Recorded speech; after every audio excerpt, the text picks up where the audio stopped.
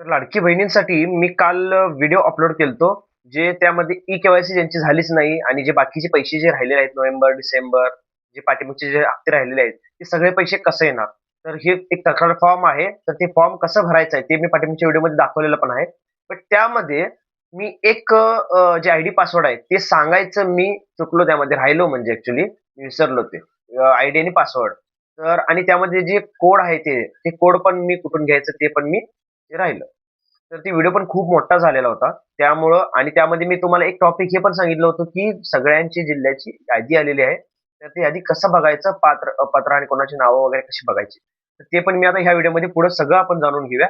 तर त्याच्या अगोदर आपल्या चॅनलला लाईक करा, शेअर करा, सबस्क्राईब करा आणि जे पहिल्यापासून माझ्या चॅनलला सबस्क्राईब केलेले आहेत आणि जे माझे व्हिडिओज बघतात, की त्यांच्यासाठी माझ्या मनापासून धन्यवाद आणि असंच पुढे तुम्ही पाठवा दुसऱ्यांना पण आणि बाकी जे नवीन आहेत त्यांनी सुद्धा आपल्या चॅनलला सबस्क्राईब करा, लाईक करा. तुम्हाला नवीन-नवीन अशी अपडेट मिळत राहील. तर आता आपण ते जाणून घेऊया, की पहिलं एकतर की जे हे आहे आयडी आणि पासवर्ड ते कसं घ्यायचं आहे? कसं म्हणजे आयडी पासवर्ड हे असेल. तर ते मी तुम्हाला सगळं आता जे आहे मी तुम्हाला ते स्क्रीनवर दाखवणार आहे. त्याच्या अगोदर मी तुम्हाला थोडक्यात सांगतो, की ते जे कोड आहे ते कोड कुठून घ्यायचं आहे पहिलं. आयडी पासवर्डचं तर मी सांगणारच तुम्हाला. कोड कुठून घ्यायचा आहे. ते कोड जे आहे तुम्ही जे नवीन फॉर्म भरला होता लाडकी बहिणीचं, तर त्यामध्ये तुमच्या मोबाईलमध्ये एक मेसेज आलेला होता, की युअर फॉर्म इज सबमिटेड लाडकी बहीणचं.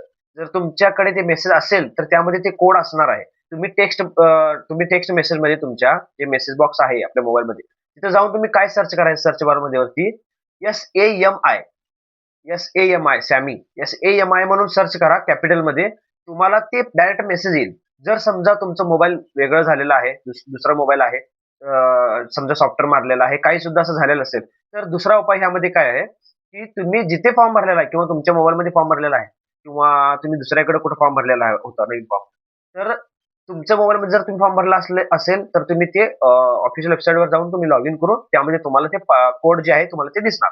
जर दुसरीकडे फॉर्म भरला असेल, तर तिथं तुम्ही त्यांच्याकडे जाऊन ते कोड असणार आहे. त्यांना सांगायचं फक्त असं आमचं नाव मी तुमच्याकडे फॉर्म भरलं होतं, तर तुमच्याकडे ते कोड असेल बघा वेबसाईटवरती.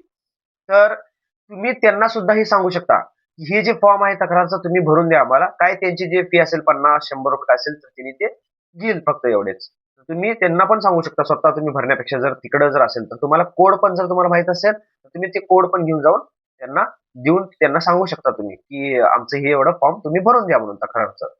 तर जे आयडी आणि पासवर्ड जे होतं, तर ते आयडी आणि पासवर्ड तेच आहे, की जे तुम्ही लॉग इन करता. जे आता मी तुम्हाला सांगितलं तुम्ही जे फॉर्म भरलेला होता ते. आणि जर समजा दुसरीकडे फॉर्म भरला असेल, तर त्यांचा आयडी आणि पासवर्ड असणार. मग त्यांच्याकडेच ते कोड भेटणार. तर तुम्हाला ते आयडी पासवर्ड ते घेताना कारण त्यांनी तर तुम्हाला सांगणार नाही त्यांचा आयडी पासवर्ड कारण त्यांच्याकडे खूप सारे फॉर्म्स असणार म्हणून.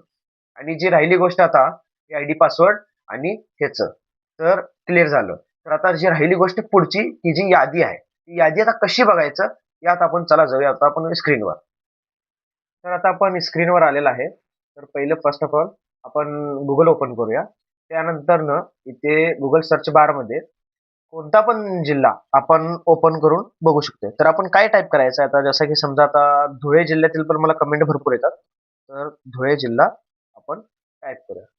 धुळे म्युनिसिपल कॉर्पोरेशन हे बघा इथं आलेलं आहे. तर हे म्युनिसिपल कॉर्पोरेशन. ही जी आहे धुळे म्युनिसिपल कॉर्पोरेशन जसं मी हे टाइप केलेलं आहे. तुम्ही कोणता तुमचा जिल्हा आहे तुम्ही Googleवर जाऊन तुमचं जिल्ह्याचं नाव त्याच्या पुढे म्युनिसिपल कॉर्पोरेशन हे फक्त टाइप करायचं आहे. त्यानंतरनं जे वेबसाईट येणार आता हे पहिलं जे लिंक आहे हे ओपन करूया आपण. हे आता ओपन केल्यानंतरनं तर हे इंटरफेस समोर येईल.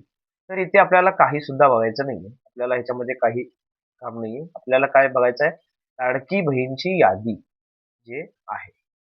तर ते आपण असेच खाली स्क्रोल केलं, तर याच्या अशा प्रकारे इथे बघा, तुम्हाला आता दिसत असेल, हे बघा.